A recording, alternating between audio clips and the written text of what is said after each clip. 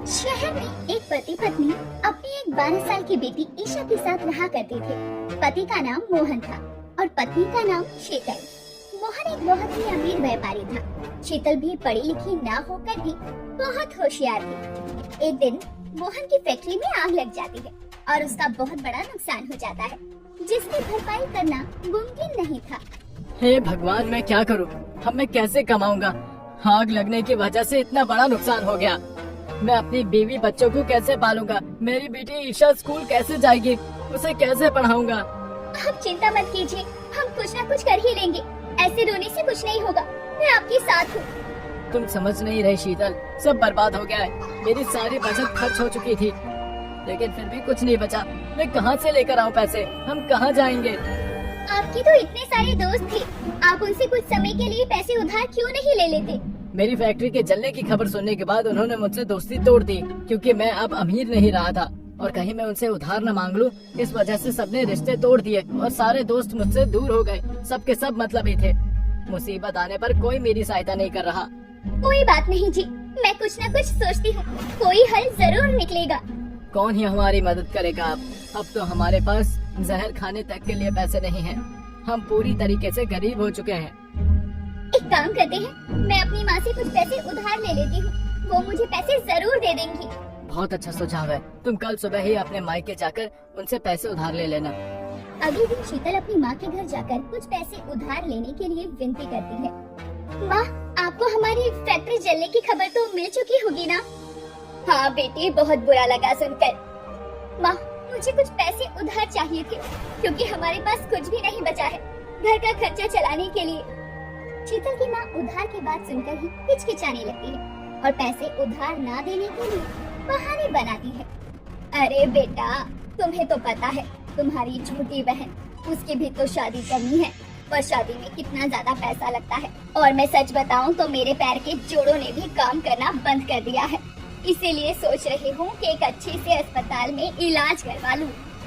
माँ प्लीज मुझे पैसे दे दो, मैं आपसे वादा करती हूँ कि कुछ महीनों बाद मैं पक्का वो पैसे लौटा दूंगी। मेरी मदद करो, मुझे पैसों की बहुत जरूरत है। मेरे पति और मेरी बच्ची भूखे रह रहे हैं। मैं कुछ पैसे दे देती हूँ, ठीक है ना? लेकिन उधार दे रही हूँ, सही समय पर लौटा दियो मेरे पैसे। शीतल की माँ शीतल को कुछ पैसे उधार के लिए दे देती है, जिससे शीतल अपना घर का खर्चा चलाती है और ईशा की स्कूल की फीस भरती है। आप कब तक ऐसे हाथ पर हाथ धरे बैठे रहेंगे? आप व्यापार नहीं चला रहे तो कोई और काम धंधा देख लीजिए। मैं बार बार पैसे उधार नहीं ला सकती। हाँ शीतल, तुम सही कहती हो। कल मैं कोई ना कोई काम ढूंढ लूंगा, लेकिन मुझे काम देगा कौन? क्यों ना हम अपने गांव चले, वहाँ खर्चा कम होगा और जान पहचान के लोग मदद भी कर देंगे। वाह शीतल, ये तो बहुत अच्छा सुझाव है। अगर तुम ना होती तो मेरी हिम्मत कभी नहीं बढ़ती। शीतल और मोहन अपना बोरिया बिस्तर लेकर गांव में रहने चले जाते हैं। माँ, ये गांव के घर तो हमारे घर से बहुत ही छोटे हैं और यहाँ तो मेरे लिए एसी भी नहीं लगा है। मुझे गर्मी लगेगी तो मैं यहाँ कैसे रहूँगी? बेटा, हमें हर परिस्थिति में रहना आना चाहिए। गांव में और भी तो बच्चे रहते हैं, तुम भी जल्दी रहना सीख जाओगी। कहाँ हम एक आलीशान घर में रहते थे और कहाँ ये कच्चा घर। आप चिंता मत कीजिए, मेहनत करेंगे तो फिर से हमारा आलीशान घर वापस आ जाएगा। मोहन अपने जान पहचान वालों से कुछ काम मांगने जाता है और किस्मत से उसे मजदूरी का काम मिल जाता है।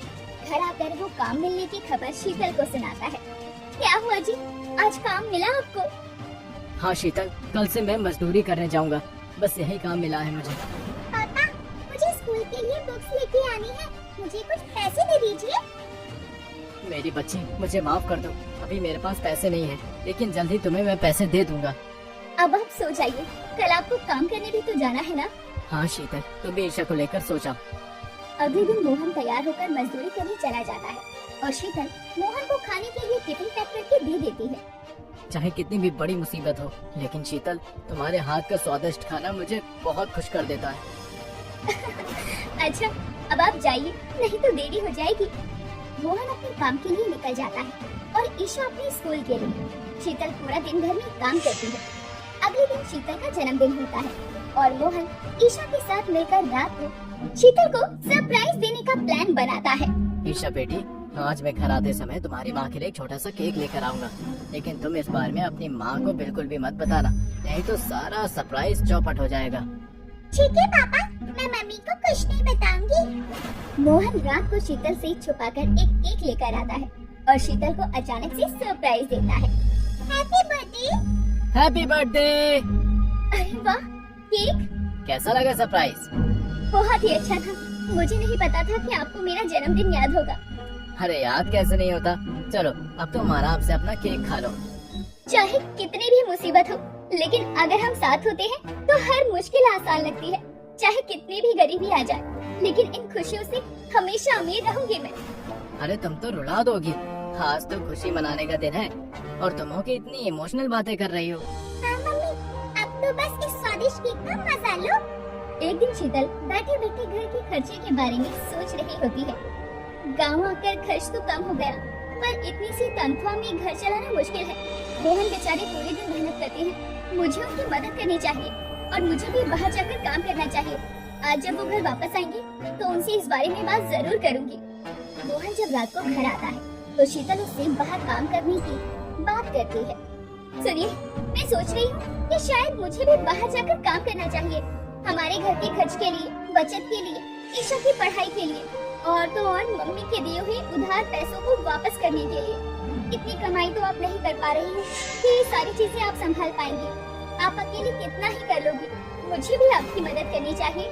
कैसी बातें कर रही हो शीतल? अब क्या मैं तुम्हें बाहर काम करने भेजूंगा? नहीं, कोई जरूरत नहीं है। लेकिन आपकी कमाई बहुत कम है जी, और मम्मी को भी जल्दी ही उधारी लौटानी है। हम कैसे करेंगे सब? जो भी हो, लेकिन तुम मेरे रहते बाहर काम करने के लिए नहीं जाओगी। शीतल को मोहन की बात सुनकर बहुत बुरा लगता है और वो चिंता में आ जाती है। अगले दिन मोहन अपने दिन की कमाई लेकर आता है और शीतल को देता है। शीतल, ये लो दिन के 200 रुपए। बस 200 रुपए? पहले तो आप दिन के 400 देते थे। आप सिर्फ इतनी ही कमाई करके लाए हो क्या? नहीं, वो क्या है ना, रास्ते में मुझे मेरा दोस्त मिल गया था, तो आज थोड़ा उसके साथ बाहर खाने चला गया। और वैसे भी कितने दिन हो गए मैंने बाहर का कुछ नहीं खाया। तुझे तो पता है कि मुझे बाहर का खाना कितना पसंद है।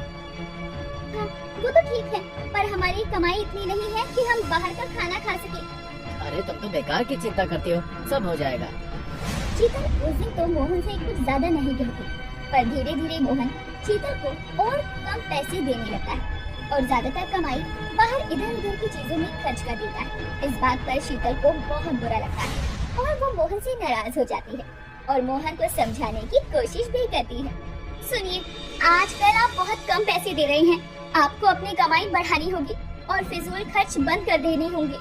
सुनो शीतल, तुम मुझे नहीं बता सकती कि मुझे क्या करना चाहिए और क्या नहीं। कमाता मैं हूँ तो पैसे कितने और कहाँ खर्च करने वो मैं सोच सकता हूँ। तुम्हारा काम है कि तुम घर पर रहो, घर का ध्यान दो। आप मुझसे ऐसी बात नहीं कर सकते। मैं इतनी सी कमाई में पूरा घर चलाती हूँ। क्या आप इसी गरीबी में पूरी जिंदगी मेरे साथ गुजारा करना चाहते हैं? क्या घर चलाती हो तुम? पूरा दिन करते ही क्या हो, बस सर पकड़कर बैठी रहती हो। तो आप कह रहे हैं कि घर चलाना आसान होता है? आप जब से गरीब हुए हैं तब से आप मुझसे अच्छे से बात नहीं करते। ये सिर्फ मुझे ही पता है कि मैं कैसे एक छोटी सी कमाई में घर का खर्चा संभालती हूँ, जिसमें कुछ बचता भी नहीं है। आगे अगर ईशा के लिए पैसे नहीं बचे तो वो पढ़ेगी कैसे? घर तुम चलाते हो तो ये बात भी तुम ही सोचोगी। मैं पूरा दिन मजदूरी करके आता हूँ, थक जाता हूँ, और तुम हो कि घर में आते ही शुरू हो जाती हो। अरे ऐसे कैसे नहीं बचा? ऐसे तो तू कभी भी मेरे पैसे वापस ही नहीं करेगी। ना तेरा पति कभी कमाएगा और ना ही तू मुझे पैसे देगी। मुझे आज ही मेरे पैसे वापस कर। लेकिन मैं आपको पैसे कहाँ से दूँ? अरे मुझे कुछ नहीं पता, लेकिन मुझे आज ही मेरे पैसे वापस चाहिए। फिर शीतल दिल पर पत्थर रखकर अपने सोने का मंगलसूत्र और कुछ जेवर लाकर अपनी माँ को दे देती है। माँ, ये जेवर मेरी आखिरी पूंजी थी जो मैंने ईशा की पढ़ाई के लिए बचा कर रखी थी। ये मैं आपको दे रही हूँ। पैसे तो नहीं है, पर आप ये रख लो। अच्छा ठीक है, मैं ये ले लेती हूँ। शीतल की माँ शीतल के जेवर लेकर वहाँ से चली जाती है और घर में शीतल अपने जेवर जाने का दुख मनाती है। हे भगवान, मैं क्या करूँ? मेरी बच्ची कैसे पढ़ेगी?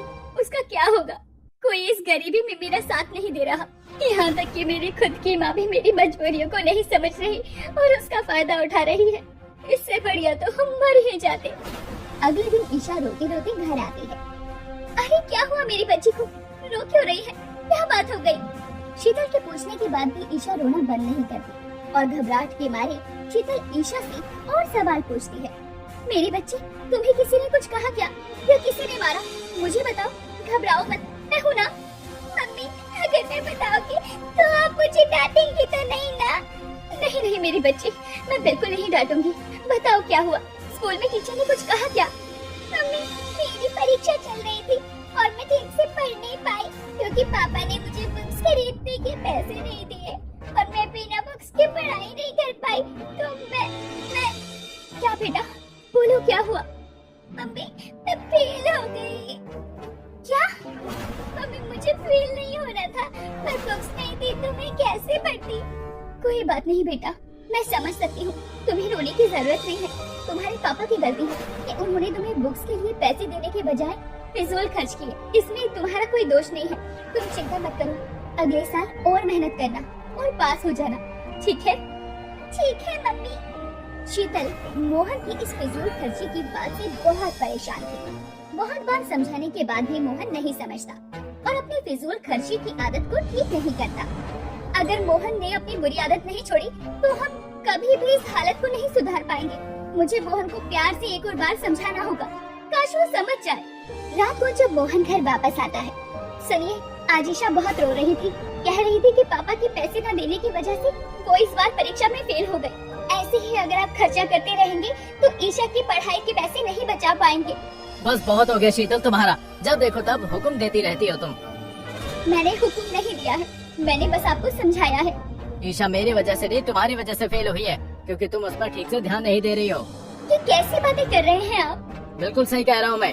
अब तुम मेरे घर से चली जाओ, ईशा को मैं खुद संभाल लूंगा। नहीं नहीं, मुझे घर से मत निकालिए। मैं अपनी बेटी के बिना कैसे रहूंगी? मुझे माफ कर दीजिए, मैं दोबारा इस बारे में बात नहीं करूंगी। नहीं, मुझे अब तुम्हारी कोई बात नहीं सुननी।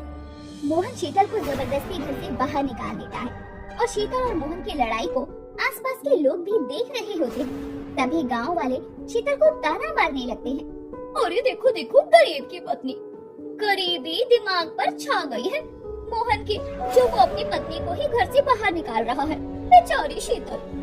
शीतल पूरी रात घर के सामने बैठी रो रही होती है, पर मोहन दरवाजा नहीं खोलता। पता नहीं मेरे बच्चे ने कुछ खाया भी होगा या नहीं। हे भगवान, ये कैसे दिन देखने को मिल रहे हैं। सभी गांव वालों को शीतल की ये दशा देखकर दया तो आती है, पर कोई उसकी मदद करने नहीं जाता। लगता है कोई भी मेरी मदद नहीं करने वाला। मुझे खुद ही कुछ करना होगा। मुझे अब पुलिस स्टेशन जाना होगा, तभी ये मोहन दरवाजा खोलेगा। शीतल जल्दी से अब कंप्लेंट करने पुलिस स्टेशन जाती है और पुलिस को सब कुछ बता देती है। मेरी मदद कीजिए, मुझे एक कंप्लेंट लिखवानी है। जी बोलिए, किसकी कंप्लेंट लिखवानी है? मुझे मेरे पति के खिलाफ कंप्लेंट लिखवानी है। मेरे पति ने मुझे घर से बाहर निकाल दिया और मेरी बेटी भी मेरे साथ नहीं है। उसने कुछ नहीं खाया है।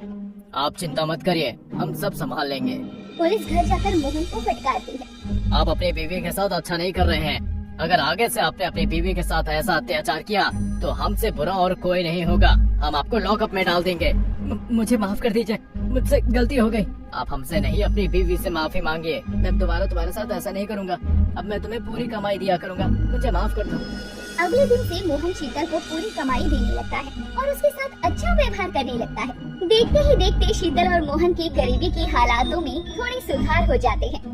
सुनिए, मैंने कुछ पैसे जोड़ लिए हैं। मुझे लगता है आपको इन पैसों से कुछ जमीन खरीद लेनी चाहिए जिस पर आप खेती कर सके। बहुत अच्छा सुझाव है शीतल। मैंने जाने अनजाने में तुम्हारे साथ बहुत बुरा बर्ताव किया, उसके लिए मुझे माफ कर दो। अरे उस बात को बहुत दिन हो गए हैं, अब आप भूल जाइए। तुम सच में बहुत अच्छी हो। अगर तुम्हारी जैसी बीवी हो तो इंसान गरीबी में भी सुखी रह सकता है। अच्छी बात है कि अब आपको सब समझ आ गया है। हाँ शीतल, तुम देखना, हम ईशा को खूब पढ़ाएंगे। मैं अपने खेतों पर बहुत मेहनत करूँगा और बहुत धन इकट्ठा करूँगा। जी आपने बिल्कुल सही कहा। कुछ ही दिनों में मोहन और शीतल अपने लिए खेत की जमीन खरीद लेते हैं और मोहन दिल लगाकर उन खेतों में काम करके फसल उगाता है। अभी मोहन को खेती करते समय काफी समस्या देखनी पड़ती है क्योंकि मोहन पहली बार खेती कर रहा था। इसी बीच मोहन की फसल कम दाम में बेचने से उसे नुकसान भी होता है। इस महीने फसल बहुत कम दाम बिकी है, पता नहीं हमारे अच्छे दिन आएंगे या नहीं। आप चिंता मत कीजिए, ऐसा तो होता रहता है। इस महीने कम दाम में बिकी है तो अगले महीने ज्यादा में बिक जाएगी। इस गांव में काफी किसान हैं जो बहुत सालों से खेती कर रहे हैं। आप एक बार उनसे जाकर बात करिए और कुछ सलाह लीजिए। हाँ तुम सही कहती हो, मैं जाकर उनसे सलाह लेता हूँ। मोहन उन किसानों से सलाह लेकर आता है। धीरे धीरे करके उसके हाथ में खेती का काम बैठ जाता है। ईशा अपने माँ पापा की मेहनत देखकर उनसे सीख लेती है और अगले साल पढ़ाई करके स्कूल में पहला नंबर लेकर आती है। मुझे मेरी बेटी पर बहुत गर्व है। हाँ ईशा, आज तुमने अपनी मम्मी और पापा की नाक ऊंची कर दी है। बहुत